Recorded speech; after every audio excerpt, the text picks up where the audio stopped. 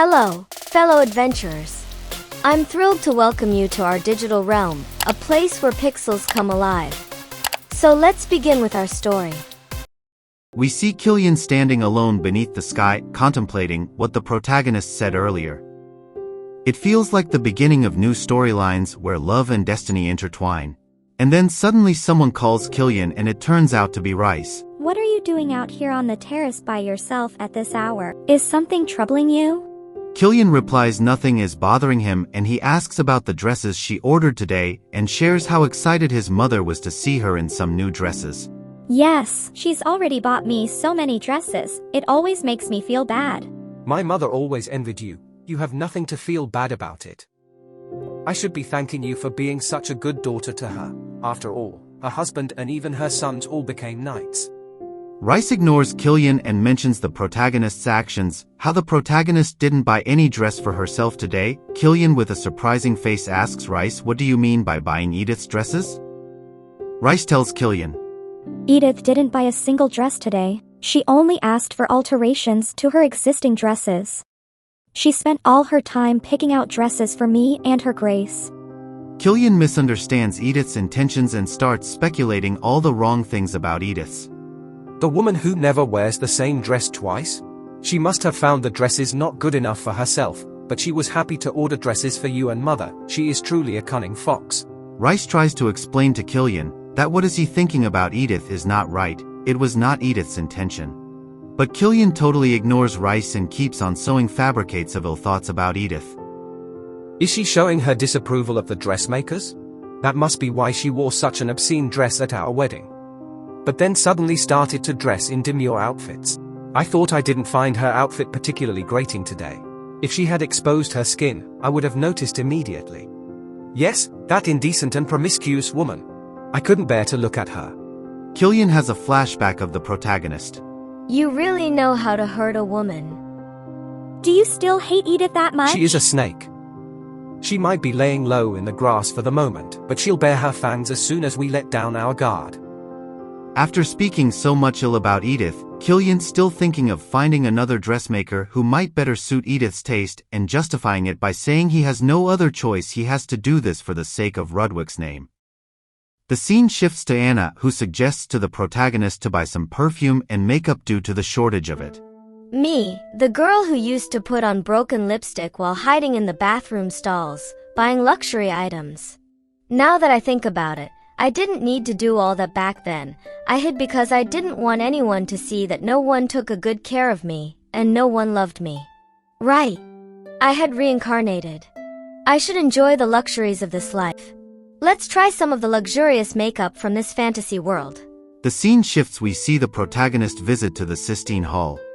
I feel like I have an entire art gallery to myself. I can't believe I can appreciate such art of work up close. She sits on the floor and gazes at the painting with admiration. Suddenly Killian's voice comes from nowhere. What an innovative way to appreciate art. Killian? What brings you here? What's so surprising about me coming to appreciate art in my own house? Yeah, that's true. Killian teases the protagonist. Well, since the Reigelhofs do not care much for art, I suppose you must be intrigued by the existence of the art gallery. What is this man's problem? The protagonist smartly replies in a very soft and kind tone. Yes, you are right, I feel overwhelmed by this painting. How can just one painting hold so many human emotions? You can see the tragedy and brutality of war, and yet you can also see God's determination to end this tragedy. But he doesn't look pleased about all the praise he is getting. The end of any war is bitter, even if it ends in victory. For Killian, it is surprising to see a Reigelhof with such a deep capability to think just by looking at a painting. This painting celebrates my grandfather leading our country to victory in the war against the Yenor Kingdom. Oh, then the god must be modeled after your grandfather. So you really didn't know? No, I had no idea. It's okay, but nobody's ever told me that you were an appreciator of a fine art. But well, people sometimes change when they get older. Then do you have a favorite artist? I'm embarrassed to admit it, but it hasn't been long since I have taken interest, so I do not know any artists yet. Not a single one? He loves to make me embarrassed. Not one. As you mentioned, the Reigelhofs do not have any connection to art. Here, Killian was genuinely interested in learning about the protagonist, but our protagonist misunderstood Killian's intentions. Moving forward in the art gallery, the protagonist notices a painting on the wall. It turns out to be a painting of Killian. My father is close friend of a painter. He made me a model for this painting. It is not like I asked you. So, why do you keep staring at it like that? No reason. I am asking you to tell me. Nothing important, just the thing is a bit small. What do you mean by that just the thing is a bit small? Killian feels a bit embarrassed in front of the protagonist, and his cheeks started turning red as peaches. What? The body in the painting is not modeled after me. Oh, is that so? Of course. The son of a duke would never pose naked for a painter. Sure, I got it. The protagonist's reaction left Killian even more embarrassed, and he immediately leaves the place. My life would be boring without poking fun at him like this. The protagonist stops momentarily and goes back to Killian's painting. Whatever, he was pretty cute when he was younger. The scene shifts, and we see the protagonist enjoying her morning by wandering around Rudwick Manor, peacefully living her life. It's been months since I reincarnated as Edith.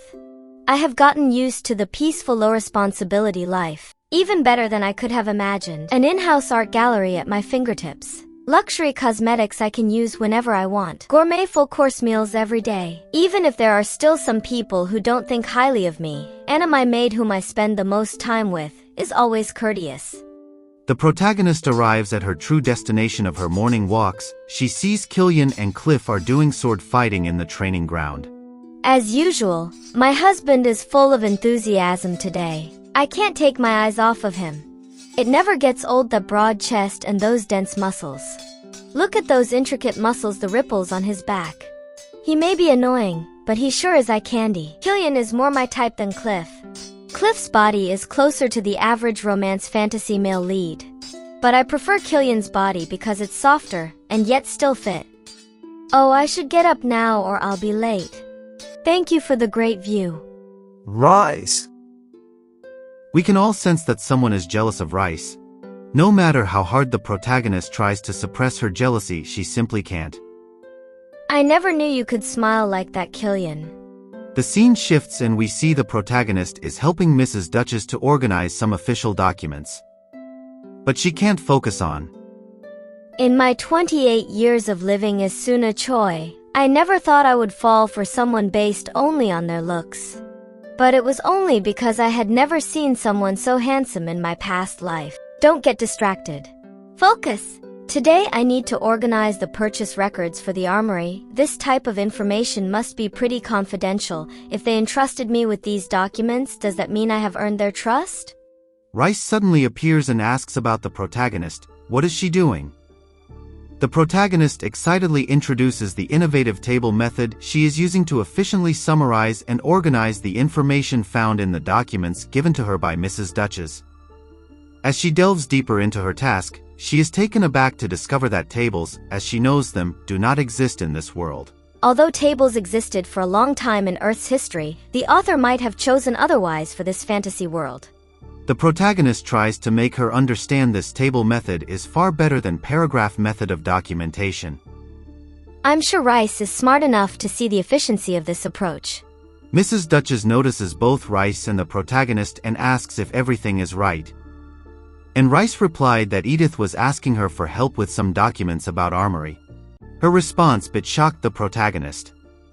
Mrs. Duchess appreciates Rice for helping out Edith. Wait, I was the one explaining to Rice. This feels like my past, similar to what my workers used to do to me. The protagonist steps up for herself and asks Mrs. Duchess about her opinion on the table method. Look, Mother, I organized all the documents like this because these records cover a large amount of information, so I organized it all like this. The protagonist explains everything about tables and how they work and helps organize the information. Suddenly, the protagonist realizes that she forgot about her role as the villain and supporting character in this story. It seems like she is trying to make Rice look bad or like a liar in Mrs. Duchess' eyes. However, in the next moment, Mrs. Duchess started to admire the work of the protagonist. You have organized all of this so neatly, it makes it very easy to read quickly. Do you like it, Mother? Of course, what a brilliant method. I should start summarizing information like this from now on. Edith, can you organize all the documents you're in charge of like this? So that the others and I can learn from your example. The protagonist becomes very happy upon hearing Mrs. Dutch's words, and Rice left to the corner of the room. In the next scene, we see Mrs. Dutch's and Killian are discussing how she invented the new method name called table by only using columns and rows to organize information. Killian also admires this new method. Indeed, it does seem very efficient. She could also sneak away with summarized information like this. Do not think so negatively about her, Killian. She was also forced into an arranged marriage, just like you. In fact, she also has the burden of leaving her home and living with people she doesn't know. Can't you have some sympathy for the girl? Killian asks Rice for her opinion on the protagonist. She's right about everything. As she said, Edith is very knowledgeable. I never learned anything from the Sinclairs, so unlike me, she's a quick learner. But Killian is being negative again about the protagonist, as the protagonist is specifically trained to infiltrate Rudwick Manor and gain all their secrets. Not to mention her understanding of art that I glimpsed last time. She is not as clueless as her reputation might suggest. The next morning, the protagonist and Killian run into each other at the start of the day, and the protagonist tries to tease Killian. What brings you here so early in the morning?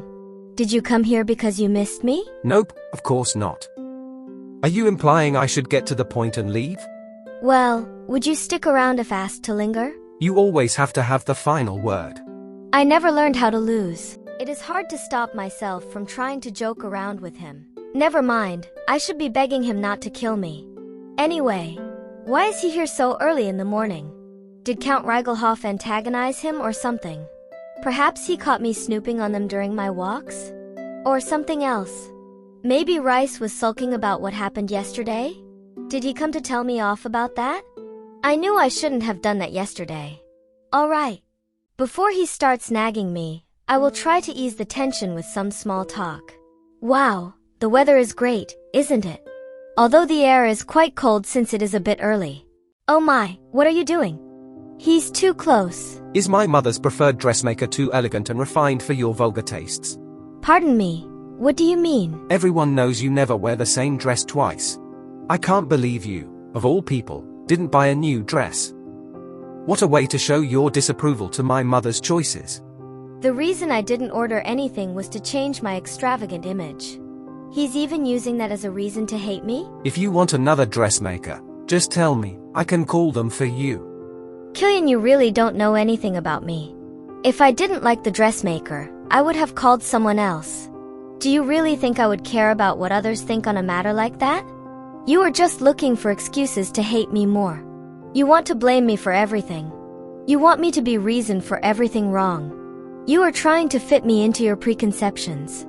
I knew the moment we walked down the aisle. You want to ease your mind by blaming me for everything. You always act like you are the victim. And that is cowardly. Is that so? What you have observed after threatening my family to get this marriage? Did I make those threats? If not, who else? Are you not a Reigelhoff, too? The protagonist to herself. Ah, I see. Everyone in this house sees me as just another Reigelhoff. Killian, you do not know anything about me. Nothing at all. I heard you are skilled at assisting my mother. Please refrain from doing anything that might cause suspicion. This is the only advice I can offer you. The protagonist falls on her knees and starts crying. Something must have gotten into me. Who am I kidding? I cannot just stay here living in the lap of luxury. I need to start looking for ways to get out of here. The scene shifts to Killian, who is also regretting his behavior towards Edith. What I'm doing, I could not even keep my head straight about what I was saying. The room was filled with the fragrance of roses. She's right about everything. I only ever saw her as Count Reigelhoff's daughter. Everything I claim to know about her is all related to her father. Suddenly a pain rushed through his head, as someone stopping him from thinking about the protagonist. A voice came through the hall. It turned out to be Rice, who was greeting Killian. Rice asks Killian what is happening with him. He does not look in good shape today. It is nothing, Rice. I am just disgusted by the pungent smell of roses. It must be because I had to speak with an irksome woman first thing in the morning. Killian, did you bother Edith again? Killian curses Edith. She is just a spy sent by Count Reigelhoff. I do not need to think any more about her. The scene shifts to the protagonist and she asks her maid to accompany her out to light her mood. Anna, do you want to go out and have fun with me? If I felt sad in my past life, I would get a large iced coffee in my tumbler and just walk around the town. Staying alone in the manor will only make me more depressed. Ever since I reincarnated, I have barely been outside. I'm already feeling better just getting off the manor. The protagonist collects as much information as possible to get know the outside world of this novel and spends her day with Anna. I got everything I wanted thanks to you. Spending the day with you has also lifted my mood. The scene shifts to the library where Edith is gathering knowledge about farming and all sorts of things that can help her out in the wild. Suddenly, Anna arrives at the library and informs Edith that her Grace is looking for her. The jewelers have arrived. And the protagonist remembers that it is the day when Edith was shamed in front of the jeweler in this novel. This is the first major conflict between Edith and Rice. In novel, when Edith arrives at the hall and as usual, the Rudwicks only pay attention to Rice. However, Rice becomes uncomfortable about Edith being ignored, so she suggests a necklace for Edith to light the atmosphere for Edith, but Edith ends up insulting Rice for choosing such a low-quality necklace and criticizing Rice's taste. After that, Cliff buys every jewel available for Rice with a blank check. In the end, Edith ends up with only the necklace Rice originally recommended. A complete triumph for Rice. our story ends here. We will return soon with the new chapter.